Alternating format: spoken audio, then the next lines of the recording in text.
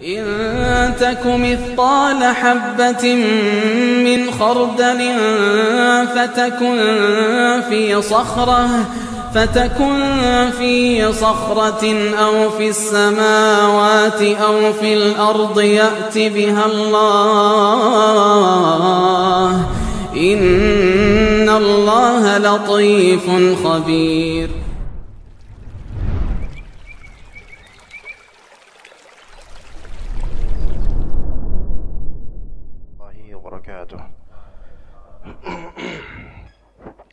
إن الحمد لله نحمده ونستعينه ونستغفره ونعوذ بالله من شرور أنفسنا ومن سيئات أعمالنا من يهده الله فلا مضل له ومن يضلل فلا هادي له أشهد أن لا إله إلا الله وحده لا شريك له وأشهد أن محمدا عبده ورسوله لا نبي بعده.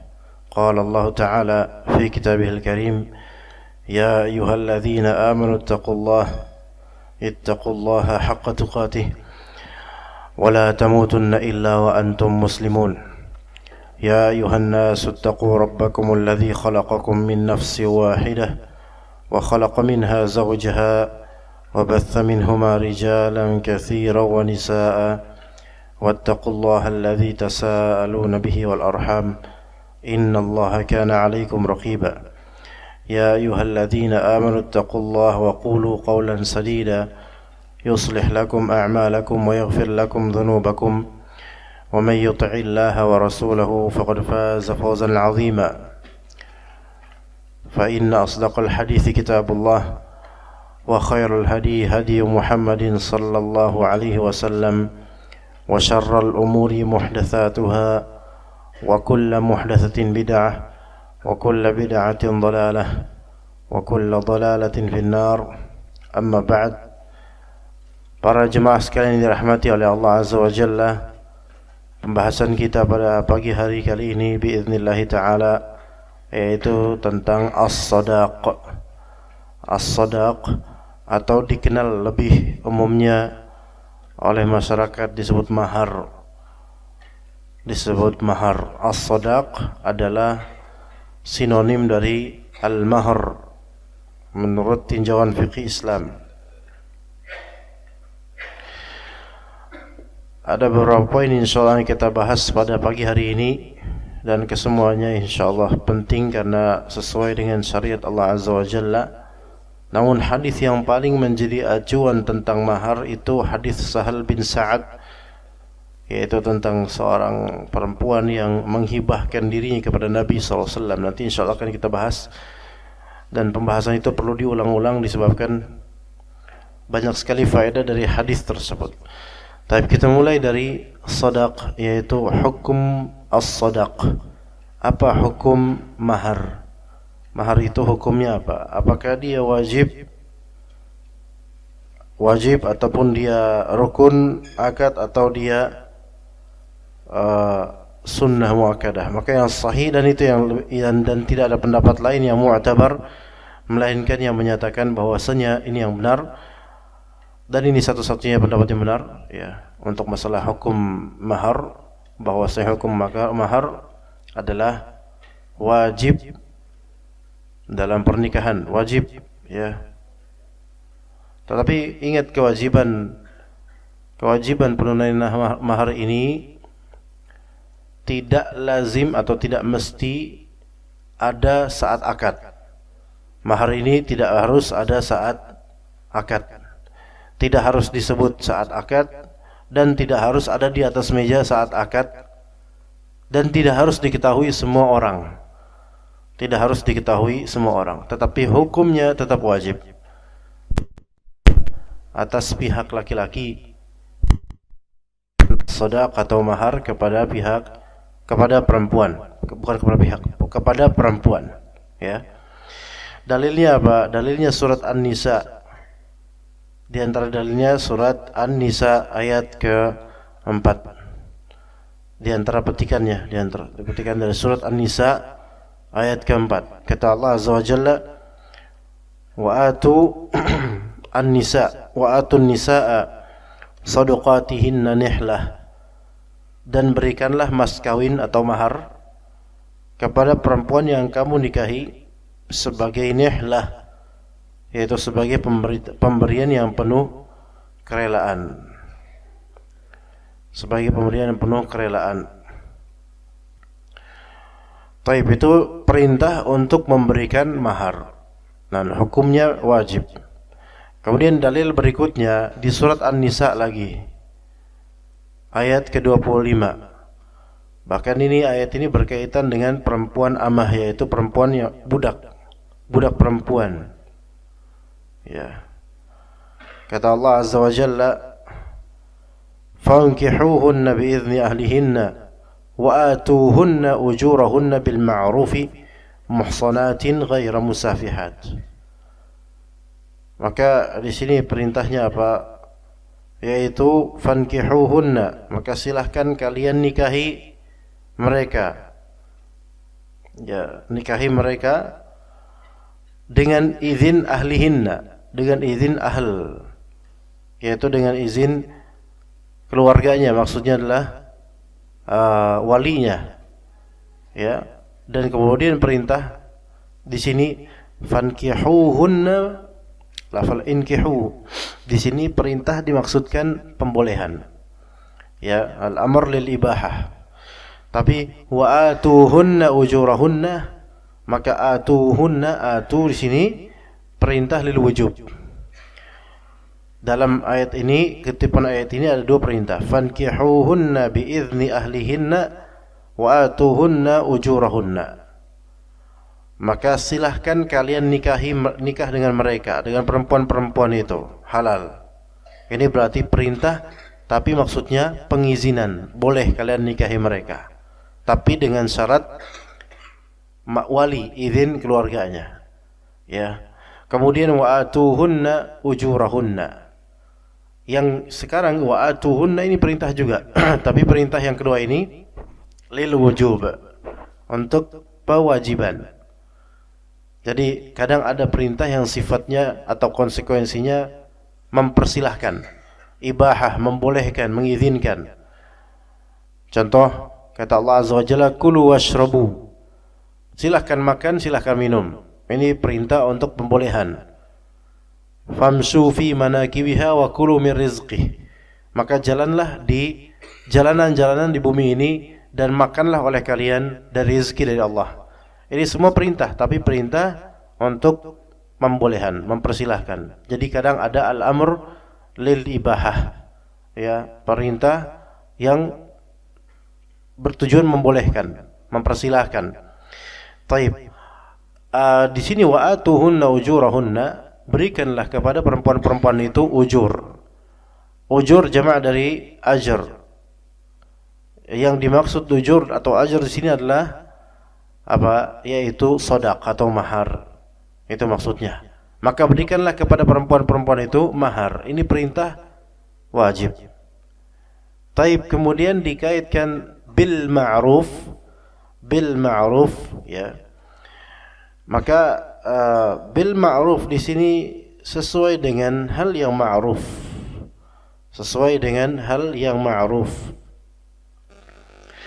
yang pantas, sepantasnya secara urf, ya. Ma'ruf di sini dikembalikan kepada urf, ya. Nah, urf itu kan mindset. Kalau antum ditanya apa bedanya urf dengan adat, urf sama adat apa perbedaannya? Fadal, ada yang bisa jawab, kawan? Pernah dengar uruf kan? Uruf, ya, sesuai uruf gitu kan. Biasa di kajian-kajian sering dia sebutkan. Kita itu ngasih mahar sesuai uruf, ya. Kita ngasih nafkah sesuai uruf, itu kan. Kebiasaan. Adat apa adat? Tradisi sama kebiasaan bedanya apa? Tapi uruf dengan adat itu beda. Ada titik kesamaan dari segi kebiasaan, iya, tapi uruf sama adat itu ada perbedaan signifikan. Gimana? Nih, antum silakan, anak kasih pancingan ya. Antum silakan sambut pancingan ini ya. Misalnya ada atau urufnya orang sini, ya. Kalau urufnya orang sini, kalau parkir di Indomaret nggak kelihatan siapa-siapa, tiba-tiba selesai parkir berhenti, ada suara peluit, ya. Itu uruf apa adat itu, ya? Ayo. Ada suara peluit, ya. Nggak tahu dari kok tiba-tiba ada gitu. Sebelumnya bersembunyi mah ini hantu-hantu parkiran, ya. Nah kemudian, oke.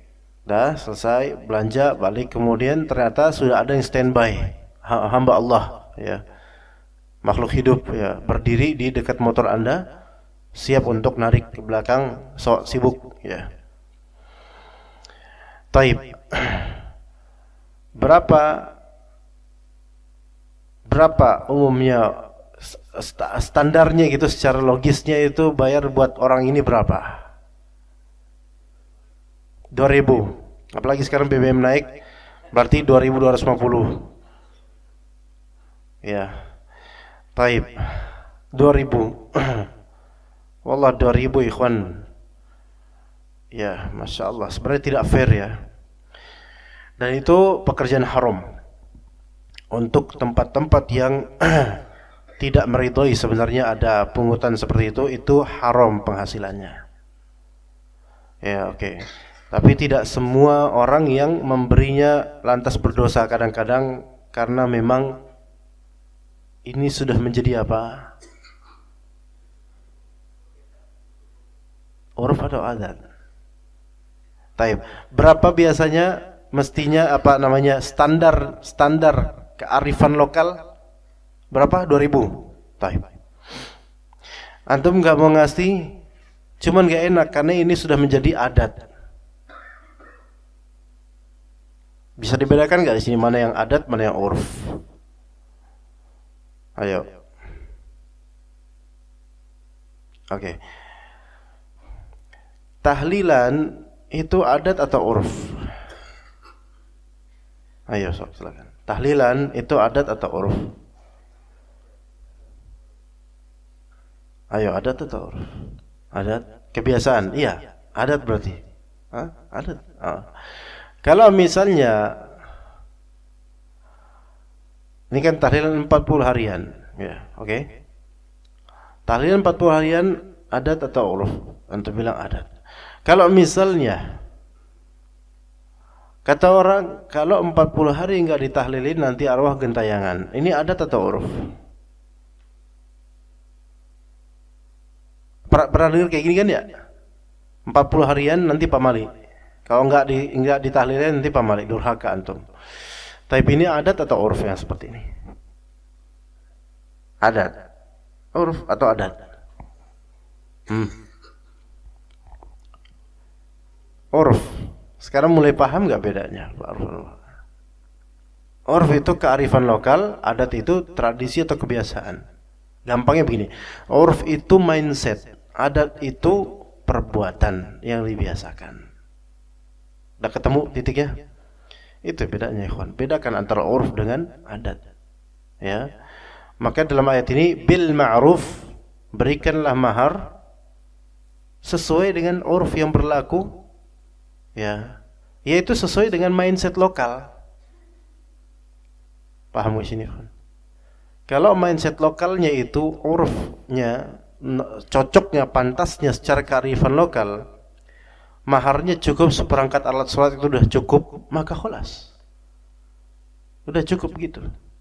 Misal antum pengen nikah dengan gadis desa, dan ini desa banget, antum sudah cukup lah uruf di situ, antum nikahi perempuan gadis tersebut, urufnya cuman ya seperangkat alat sholat dan mas kawin, apa namanya, mungkin emas berapa gram, selesai. Udah, bil ma'ruf antum telah menunaikan kewajiban. Oke. Itu sebatasnya seperti itu. Maka uruf itu mindset lokal itu. Adapun kalau tradisi, adat itu sesuatu yang berulang dari perbuatan. Gitu loh. Nih misalnya, kebiasaan antum kalau misalnya ke kamar mandi lama banget, ini uruf atau adat? Biasanya kok kamar mandi lama banget antum, lama banget, setengah jam, sejam, tafakur mungkin di dalam antum nggak pengetahuan. Ini kebiasaan kayak gini, ini maksudnya adat atau uruf? Adat. Masuknya adat. Ya. Pohon beringin banyak juriknya. Uruf atau adat? Uruf. Nah, sini bedain. Iya. Antum ganteng. Uruf atau adat? Bohong kalau ini. Iya.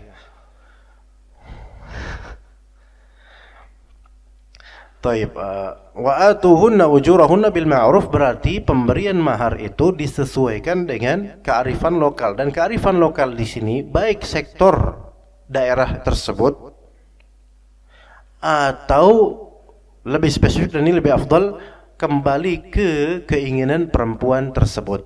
Dan ini yang wajib sebenarnya. Kita minta perempuan ini, "Dek, kamu mau apa?" Iya. Kalau misalnya perempuan ini minta maharnya udah maharnya apa misalnya, maharnya tolong ajarkan saya ilmu nahwu 20 sesi. Sah atau tidak? Sah. Apakah ini melanggar kearifan lokal? Bisa saja. Tapi apakah ini melanggar syariat? Tidak. Kenapa? Karena pada asalnya dikembalikan kepada hak perempuan itu maunya apa. Jadi kalau uruf tersebut bertentangan dengan keinginan perempuan tersebut, dan keinginan perempuan tersebut tidak berlanggar syariat, maka sah sebagai mahar. Gitu. Ini menunjukkan walaupun syariat Islam memberikan kaitan urf dalam masalah mahar, tetapi lagi-lagi syariat Islam punya prinsip bahwasanya perempuan ini lebih berhak untuk menentukan dibandingkan urf. Gitu. Sekarang urf di beberapa daerah lokal Indonesia itu memberatkan. Bahkan bukan hanya mahar, masalah mahar, belum, seserahan. Seserahan loh, seserahan lamaran harus pakai ini, pakai itu. Masya Allah. Kalau enggak ini nanti enggak sesuai dengan kearifan lokal. Kemudian ditambah dengan kita laki-laki kadang nyerah. Ya udahlah, kasihan, apa-apa. Kemauan orang tuanya perempuan, pengen ini, pengen itu. Ngalah aja, udah ngalah aja. Kalau memang orang ini punya pengaruh di masyarakat, laki-laki ini atau keluarga laki-laki punya pengaruh masyarakat. Misalnya laki-laki ini ustadz atau penuntut ilmu yang kabir, yang terkenal dan dicontoh oleh banyak orang, maka hendaknya mendakwahi dan memberi masukan kepada keluarga perempuan. Bukan menyerah begitu saja, ya udahlah ikut, enggak. Kita katakan bahwa mahar yang wajib saja tidak harus mahal. Apalagi seserahan, jangan dipersyaratkan sesuatu yang pada asal tidak ada syaratnya dalam Islam. Seperti seserahan harus begini, harus begitu, di hotel di restoran begini, restoran begitu. Memang itu boleh. Tapi kalau itu memberatkan pihak laki-laki, maka itu sesuatu yang bisa makruh. Karena pertama, tidak ada syariatnya untuk glamor seperti itu. Dan yang kedua, itu adalah hal yang memberatkan pernikahan. Sementara Islam pada prinsip awalnya adalah mempermudah pernikahan. Begitu. Ya. Jadi wa atuhunna ujurahunna bil ma'ruf, sesuai dengan urf. Padahal ayat ini untuk budak perempuan. Jadi kalau antum pengen nikah dengan budak perempuan, tetap ada kewajiban menunaikan mahar. Itu yang budak perempuan. Maka apalagi dengan perempuan merdeka. Semua perempuan sekarang merdeka, tidak ada yang budak sekarang. Ya. Baik. Kemudian hadis dalil lainnya dari hadis Sahal bin Sa'ad radhiyallahu anhu. Ini mungkin pernah Anda jelaskan hadis ini di sini, tapi insyaallah banyak faedah baru insyaallah. Ja'at imra'atun ila Rasulillah sallallahu alaihi wasallam. Datang seorang perempuan ke Rasulullah sallallahu alaihi wasallam. Ini menunjukkan bolehnya seorang perempuan datang ke laki-laki kalau ada hajat, ya. Datang di sini kalau sekarang bisa dengan datang secara online. Kalau ketika itu kan nggak ada online, tapi ini ada hajat ya, untuk bertanya atau hal yang baik, tujuan-tujuan baik. Maka berkata perempuan itu, inni wahabtu min nafsi, sesungguhnya saya menghibahkan diri saya. Kepada siapa? Rasulullah SAW. Perhatikan di sini ikhwas sekalian, perempuan di zaman Nabi SAW, muslimah, itu diperbolehkan secara syar'i menghibahkan dirinya kepada Rasulullah secara khusus saja. Apa maksud dari menghibahkan diri kepada Rasulullah SAW? Maksudnya adalah menawarkan dirinya untuk dinikahi Rasulullah tanpa mahar. Untuk dinikahi Rasulullah tanpa sedekah atau mahar. Ada ayatnya juga, itu khusus untuk Rasulullah SAW saja. Taib. Adapun kalau menghibahkan diri kepada selain Rasulullah dari para pria lainnya dari muslim, maka boleh tidak? Boleh, tapi bukan dengan sebutan hibah, tapi menawarkan diri dan tetap ada kewajiban apa? Mahar. Maka dengan dalil ini menunjukkan diperbolehkannya seorang perempuan menawarkan dirinya langsung kepada seorang pria. Dan Rasulullah ketika itu punya istri, ya. Ada perempuan menghibahkan punya istri, iya. Bahkan memang lebih afdal seorang perempuan menawarkan dirinya kepada pria yang sudah punya istri. Benar. Kenapa begitu? Karena lebih berpengalaman beristri. Iya, antum nyari yang bujang, pengalaman belum ada. Ini gambling, nggak tahu nih nanti gimana. Ya, menawarkan diri, dek lagi, mas, boleh, mau bujang boleh. Tenang para bujang sekalian, insya Allah kesempatan terbuka kok. Ya mau bujang lah, taib. Dan sekarang sudah cukup banyak perempuan yang lebih mencari laki-laki yang sudah beristri, beneran. Ini entah kabar gembira buat antum atau enggak, anda nggak tahu, tapi emang seperti itu. Ya, karena udah mulai mindset sekarang, ama yang berpengalaman mungkin lebih menenangkan, dan itu hak, ya, itu benar, ya. Tapi tidak mutlak, ya, tenang saja, ya. Pokoknya seadil-adilnya kita bicara. Nah, kemudian sampai mana tadi, ikhwan? Perempuan menawarkan dirinya kepada seseorang yang mungkin dia suka karena agamanya, atau bahkan suka karena banyak duitnya, nggak apa-apa, boleh juga. Tapi ya ditawarkan dirinya, jangan cuma dipendam. Tawarkan, mas, pak, bang, cuy, ya, bre, dan seterusnya. Niat nikah nggak? Mau nikah nggak? Mau? Anda apa? Ada akhwat nih? Enggak, saya sendiri. Masya Allah, fadl. Gimana ikhwan? Kalau ada yang berkata seperti itu ke antum kira-kira terbang atau gimana, ikhwan? Anda pernah di kajian Anda bilang begini, ikhwan. Di kajian, Anda lupa di sini atau di mana, wallahu alam. Di antara cita-cita di tempat lain bukan di sini. Anda sebutkan di antara cita-cita Anda adalah memiliki apa? Banyak pihak yang bisa Anda nafkahi dengan rezeki dari Allah, sehingga pahala bisa lebar, banyak, meluas. Di antara cita-cita Anda, baik punya istri banyak dan anak atau keturunan banyak dan tanggungan rezeki dari Allah. Itu cita-cita Anda. Ternyata ada yang nyimak seperti itu, sampai kemudian nanya, Ustaz, apa benar? Enggak, Anda enggak ngomong gitu, Anda enggak ngomong gitu, afwan. Anda bilang dalam kajian, ada sebagian salaf, ya, ada tiga orang dari kalangan salaf, satu atau dua orang sahabat dan satu atau dua orang yang lainnya tabi'in. Lagi diskusi ngobrol. Salah satunya bilang, sebutkan harapan-harapan antum coba untuk masa depan. Satunya bilang tentang perang, memenangkan ini, satunya tentang harta ini. Maka yang ketiga ini ngomong, tak ada pun aku ingin menikahi fulanah binti fulan dan fulanah binti fulan. Itu cita-citaku. Itu boleh, di antara salaf ada seperti itu. Mengincar fulanah binti fulan, maksudnya mengincar yang masih belum berjodoh gitu loh, bukan mengincar yang sudah ada ya, mengincar yang sudah bersuami, enggak, yang masih yang belum berjodoh. Aku akan menikah dengan, insya Allah akan menikah dengan fulan bin fulan dan fulan. Dua disebutkan di itu. Maka ini boleh sebutan seperti ini, menyebutkan cita-cita seperti ini boleh. Maka diistinbat dari asar tersebut, Anda bilang di kajian, di antara hal yang baik pada seorang pria punya azam yang kuat untuk punya istri lebih dari satu dan juga punya tanggungan banyak. Tapi azam beneran, bukan cuma ngomong doang. Itu bagus sekali itu. Ya. Punya keinginan seperti itu keinginan mulia. Yang mana sekarang yang perlu diperjuangkan, karena apa? Mindset banyak manusia sekarang itu mindset barat dan anti terhadap poligami dan semisalnya. Maka kita harus kuat dalam masalah ini. Ya, jangan mau kita ikut-ikutan dengan mindset emak-emak atau mindset barat. Maka kemudian Anda bicara seperti itu. Ternyata ada di antara lawan jenisnya ikhwan. Ya. Apa lawan jenisnya ikhwan? Apa ikhwan? Akhwat ya, simpelnya begitu.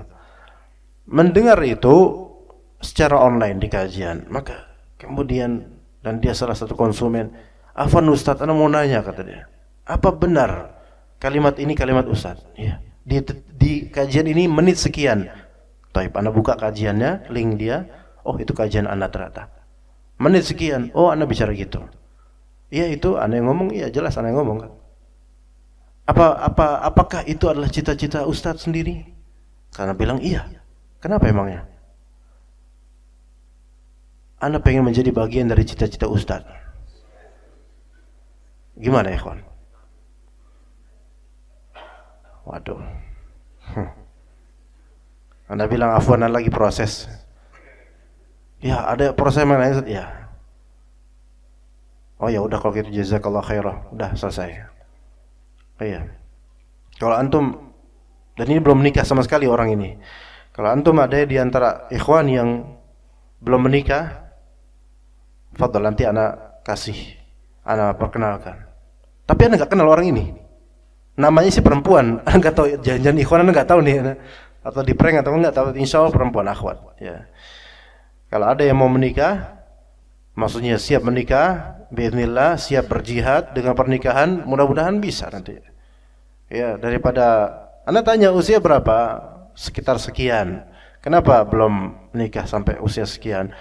Apa enggak ada yang datang? Udah ada berapa tapi Anda enggak cocok.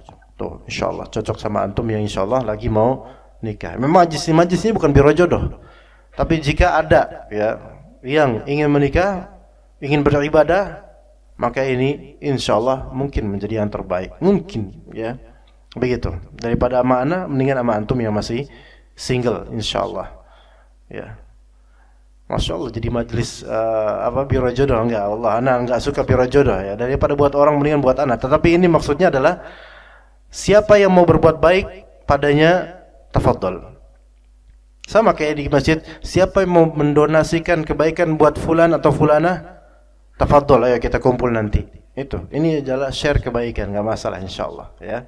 Karena kita dari awal enggak niatan untuk open seperti itu, tapi jika ada ikhwan yang mau beribadah, Anda bisa menjadi wasilah mudah-mudahan. Tapi Anda enggak kenal dia ya. Baik. Jadi menghibahkan seperti tadi, bukan menghibahkan, menawarkan diri seperti tadi boleh, dan bahkan kadang menjadi dianjurkan ketika memang sudah pingin sama orang ini, sama laki-laki ini. Ngomongin aja. Daripada dipendem jadi nggak jelas, ngomongin. Dan ketika dia ngomongin, imma diterima, lanjut, atau tolak. Nah gitu selesai. Nggak digantung, imma dilanjut atau tolak gitu. Seperti itu. Ya, dan ketika ada perempuan akhwat atau nawarkan diri kepada antum, akhi, bolehkah ana menjadi salah satu bidadari antum misalnya gitu. Ya. Atau salah satu jemaah antum misalnya. Nah, gimana jawaban antum ikhwan? Jangan digantung kemudian tolong tunggu 2 tahun lagi ya ana jawab, enggak bisa gitu. Karena perempuan ini ingin gitu loh.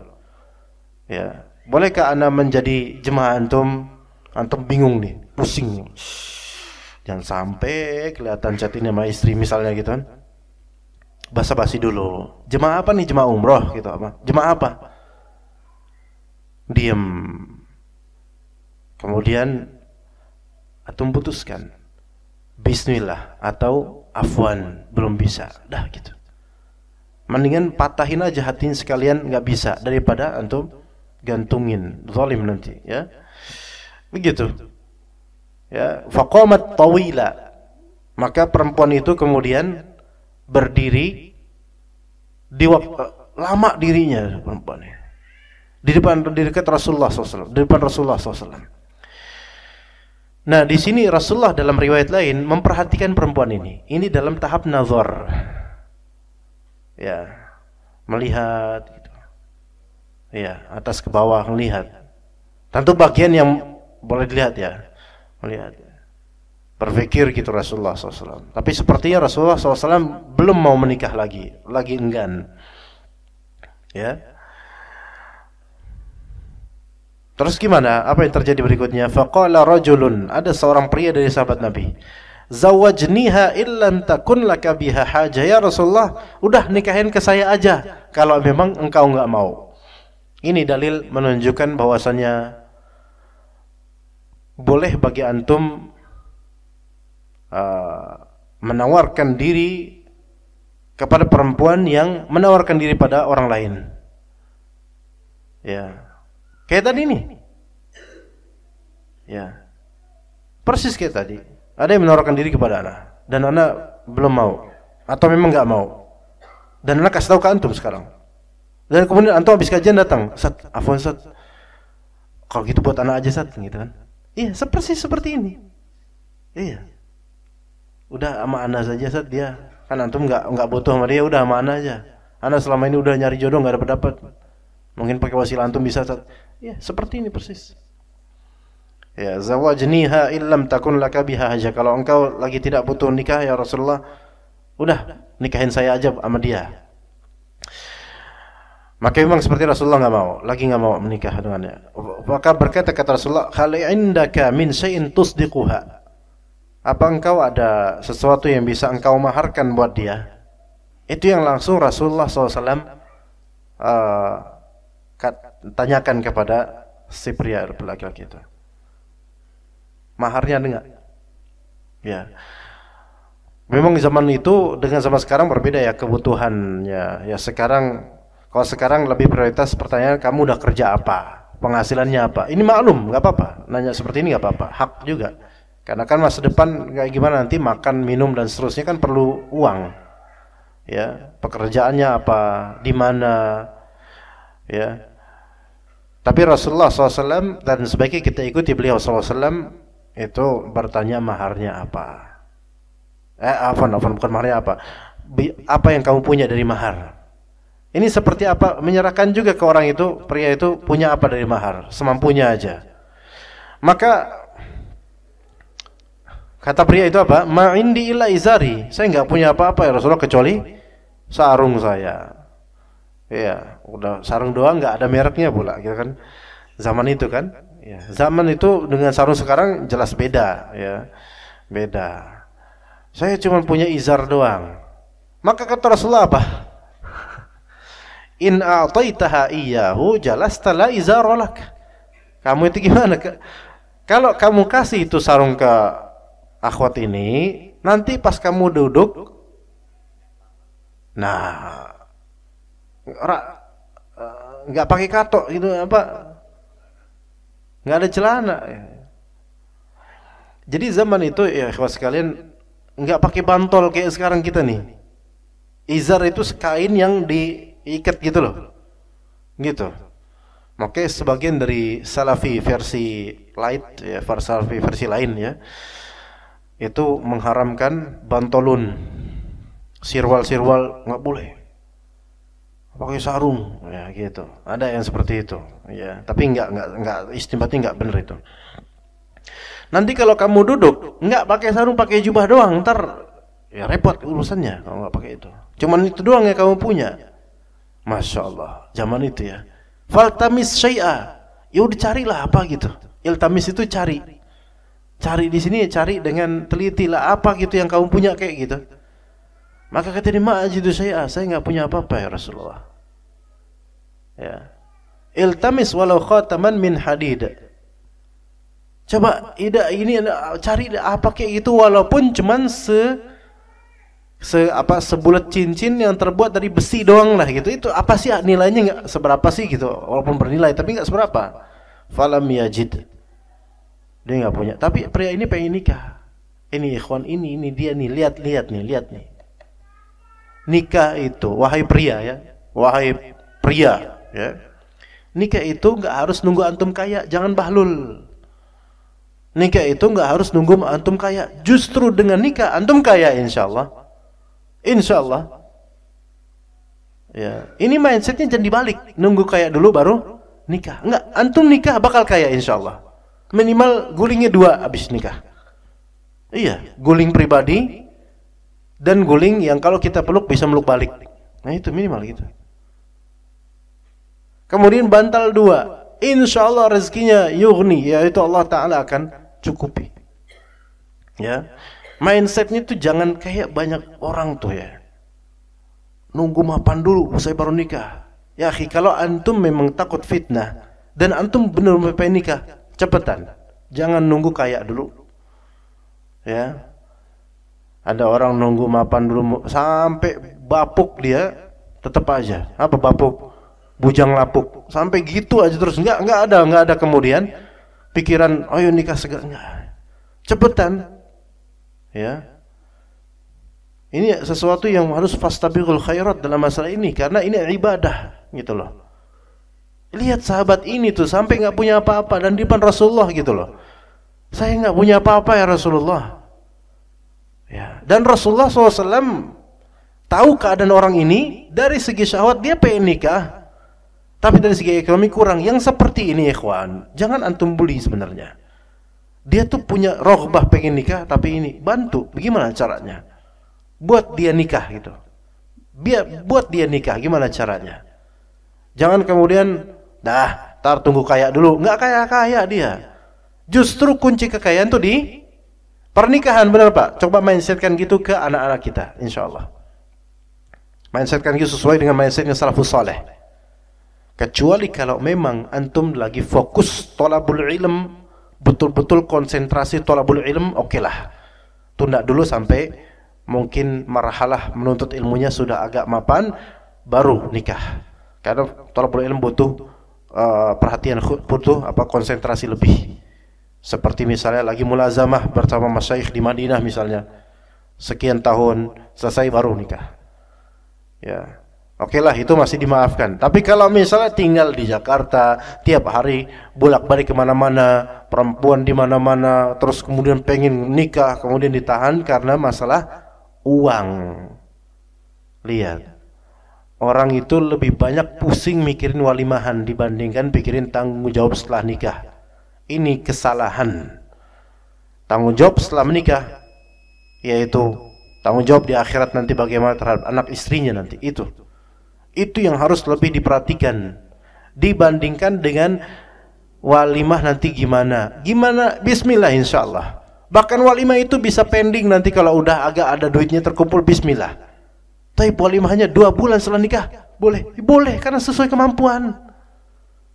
Itu gimana nanti hari walimahnya harus gini, walimahnya wah lama, jadi bapuk dia, ngelapuk jamuran, kemudian mulai tumbuh lumut-lumut. Ini kalau kayak gini sampai kapan? Ayo cepetan, bismillah. Ayo, ini untuk bujang-bujang yang pengen nikah. Bapak-bapak jangan ngalangin anaknya kalau udah mulai terfitnah dengan lawan jenis. Ayo cepetan nikah kamu.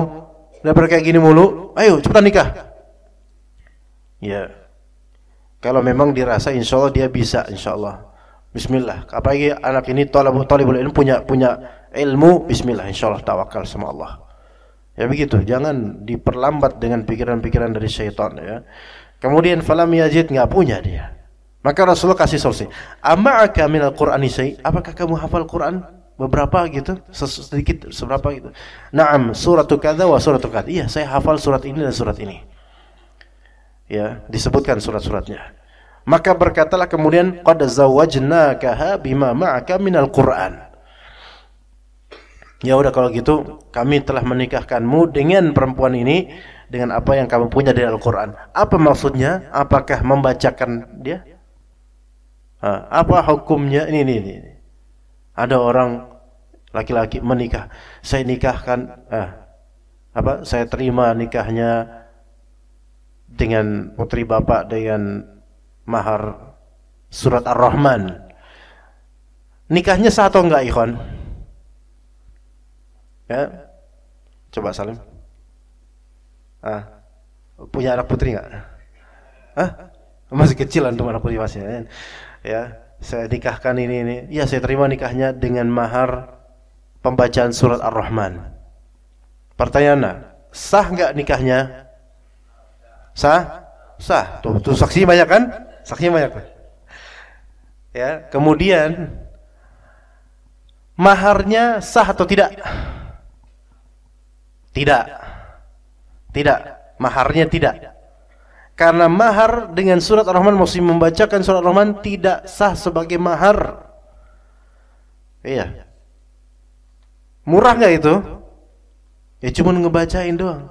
Itu bukan masalah murah mahal, itu tidak bernilai. Begini loh ikhwan. Mahar itu ma yuj'alu shadaqan di sini, yasihhu shadaqu bi kulli ma yasluhu an yakuna mala. Shadaq mahar itu baru benar sahih dengan apapun hal yang pas atau hal yang tepat disebut sebagai mal. Mal itu apa bahasa Indonesia? Harta. Tapi mal di sini mal syar'i ya. Barang harta. Mal itu harta, kepemilikan. Tapi ingat, mal di sini definisi syar'i, bukan definisi Indonesia. Kalau harta definisi Indonesia, duit, properti itu. Enggak, mal dari definisi syar'i umumnya ulama mazhab mengatakan yaitu apa yang berupa material barang yang berharga atau berupa manfaat yang bisa dihargai dengan materi.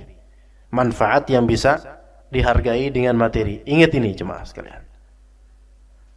Tadi khataman min hadid, Rasulullah bilang, cari iltamis walau khataman min hadid. Coba carilah walaupun cuman secincin dari besi. Itu kan harganya paling kalau dijual sekarang bahkan dijual paling 5.000, 10.000.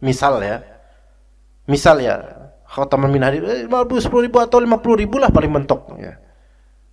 Oke. Sah nggak itu sebagai mahar? Sah. Tapi itu kalau di Indonesia tidak sesuai dengan urf, jelas itu urf, nggak ada tuh perempuan pengen tapi kalau ada perempuan pengen kayak gitu, udah Mas, udah nggak apa-apa, secincin besi seadanya aja Mas. Sah atau tidak? Iya sah, karena perempuannya pengen kayak gitu. Cuman kan itu nggak ada perempuan kayak gitu, ya. Ya, sekarang ya nggak ada yang mau kayak gitu, nggak ada. Taib. Jadi itu harta, walaupun minimalis, tapi dia punya qimah gitu, punya value. Oke. Adapun harta yang bukan punya value, maka ini dalam syariat bukan disebut harta. Yang tidak ada manfaat dan tidak bisa ada value-nya. Contoh, kumpulin kecoa dapur. Antum ngumpulin kecoa di dapur, dikumpulin banyak, ada 50 kecoa. Antum buntel gitu. Ini harta saya, dibuka coro kabeh. Ini jadi mahar sah atau tidak? Enggak sah, karena jual beli dengan hal yang tidak ada manfaatnya tidak sah sebagai jual beli. Itu syarat sah jual beli. Maka enggak ada value-nya, enggak ada qimahnya ini.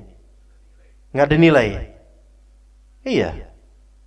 Kalau misalnya yang ngisep debu itu, vacuum cleaner, gitu, satu masjid, sekarung itu debunya dijual, bisa nggak? Bisa ya Pak? Ya itu bisa, berarti udah kelas bisa. Saya terima nikahnya dengan mahar sekarung debu masih hijau. La haula wala quwwata illa billah. Ada nggak perempuan kayak gitu mau? Nggak ada. Yakinlah nggak ada. Sekarang debu masih hijau, masya Allah. Iya. Tapi kalau itu jadi value, kalau ada yang mau gitu, ya aja sah karena itu ada value-nya gitu loh. Cuman kan ya itu khayalan ya. Tapi kemudian atau harta itu bisa, mal secara syar'i bisa berupa manfaat yang bisa di-value-kan. Manfaat yang bisa di-value-kan sebagai ikatan ujrah atau ikatan takjir, apa namanya, sewa jasa, bisa. Ya bisa. Makanya di sini tadi sahabat tadi maharnya berupa apa? Pengajaran surat A dan surat B. Bisa itu. Kenapa? Karena mentaklim dan mengajarkan baik tajwidnya, baik tahsinnya atau makhrajnya atau tafsirnya, itu semua adalah pengajaran. Dan itu bisa disewakan orang ini untuk ngajar, bisa. Artinya ini ada nilai value malnya, harta dalam Islam. Maka boleh dengan itu. Maka kayak tadi maharnya apa? Maharnya belajar mengajar usul fikih ya. Taib sekarang dengan mahar ruqyah selama 1 minggu karena istrinya ini disantet ya. Jadi nikah dalam keadaan istrinya lagi kena santet misalnya. Maksudnya lagi proses dikenain santet sama dukun. Dengan mahar seminggu diruqyah oleh suami baru ini. Apa hukum nikahnya? Sah atau tidak nikahnya? Sah nikahnya. Maharnya? Ayo, maharnya sah atau enggak? Ayo. Apa hukum mahar dengan jasa ruqyah? Silakan. Ayo, anak tunggu sampai menjelang zuhur, ikhwan. Tidak sah? Sah, tidak sah atau sah nih? Ruqyah itu ngapain sih? Bacain Al-Quran dan doain. Apa hukumnya mentarifkan sewa jasa untuk pembaca Al-Quran dan pendoa? Haram. Enggak sah sebagai sewa jasa, ikhwan. Paham di sini? Baca sah atau enggak maharnya? Enggak bisa, mahar ruqyah enggak bisa. Iya, selama seminggu itu enggak bisa disewakan kayak gitu. Makanya menyewa ruqyah untuk meruqyah enggak boleh. Tapi meminta orang untuk meruqyah dalam kondisi darurat, fadhal. Cuman tidak dengan akad sewa jasa, enggak boleh. Karena ruqyah itu adalah membaca Al-Qur'an, membacakan Al-Qur'an dan mendoakan. Ini enggak boleh ada nilai tukar value, enggak boleh. Karena ini bukan pengajaran. Taib menyewa qari untuk baca Al-Qur'an di akad nikah dan semisalnya, apa hukumnya? Enggak boleh. Nyewa qari khusus enggak boleh. Dia nanti kepada qari kita terus bismillahirrahmanirrahim baca ayat surat Ar-Rum dan surat An-Nisa awal, mesti gitu yang dibaca. Enggak jauh dari itu. Iya, mesti itu 2 ayat itu tuh. Itu doang yang dihafal tuh sama qari-qari kondangan nikah. Iya. Tapi kan enggak lucu juga kalau misalnya yang dibaca ayat tentang hutang kan enggak enak juga, masa nikah ayat tentang hutang atau ayat tentang azab kan enggak enak juga, enggak cocok memang. Tapi apa hukumnya menyewa yang seperti ini? Tidak boleh. Tidak boleh ada tak istijar dalam masalah ini.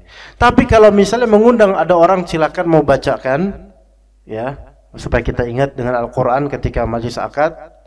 Sebagian ulama membolehkan ada pembacaan seperti itu karena ini termasuk majlis diawali dengan baca Al-Quran, boleh. Taib, anggaplah kita ambil pendapat yang boleh. Nah, setelah selesai acara kita berikan makanan padanya dan sedikit amplop. Boleh atau tidak? Boleh, karena ini sebagai apa? Hadiah, boleh. Bukan sebagai mukafa'ah ujroh, bukan. Oke, paham di sini kan? Nah, kalau misalnya masjid mengundang ustadz, nggak ada kontrak atau apa, setelah kajian dikasih bebuahan, terus dikasih amplop isinya uang, dan bahkan dikasih kunci motor dan motornya itu. Taib, boleh nggak? Bagus itu. Cuman anak nggak mau, Allah, anak nggak mau.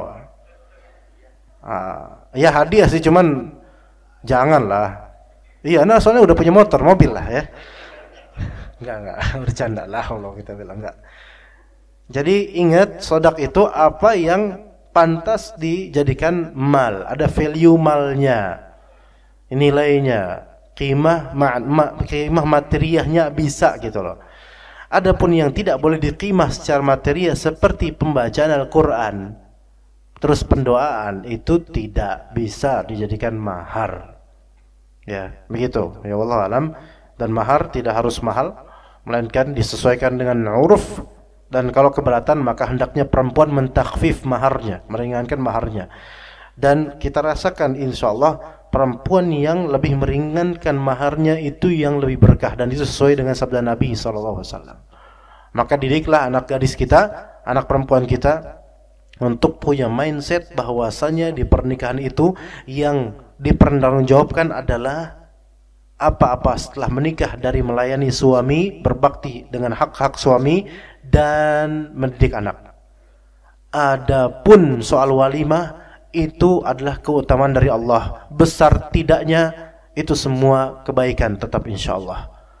Justru yang walimah yang terlalu glamor itu yang dipertanyakan kelak. Iya, betul ikhwan. Ya, karena menghabiskan uang untuk sesuatu yang sebenarnya bukan esensial dalam pernikahan. Iya, israf bisa, dan itu betapa banyaknya.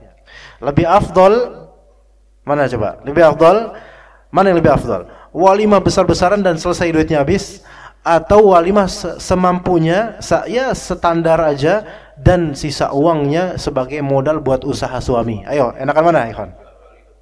Gitu kan? Itu mindsetnya, itu mindset pebisnis yang masya Allah.